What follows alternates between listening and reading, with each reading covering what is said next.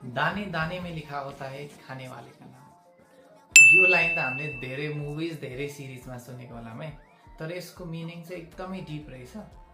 Let's check that out है त। यसको एकदम डिप ट्रान्सलेसन भन्ने हो भने चाहिँ what's meant for you it will come to you come what may. भनेको हाम्रो लागि जे लेखिएको छ त्यो चाहिँ हामीलाई जसरी भए पनि जे गरेर भए पनि आउँछ आउँछ, यस्तो पो भन्न खोजेको रहेछ है। मैले चाहिँ साँच्चीकै बुझेको थिइनँ है। र त्यही भएर चाहिँ यसले यो लाइनले हामीलाई के सिकाउँछ, हामी चाहिँ पेसेन्ट भयो भने अनि वर्कमा फोकस गऱ्यो भने यसको आउटकम जे आउनुपर्ने छ हाम्रो लागि सुटेबल, हाम्रो लागि बेस्ट, यो चाहिँ हाम्रो लागि आउँछ आउँछ, केही चिजले पनि रोक्न सक्दैन। I hope you learn something today. अनि यस्तै कुनै अरू लाइन्सहरू छ भने यता कमेन्टमा लेखिदिनु न, so that I can explore them as well. अनि have a wonderful day, bye by.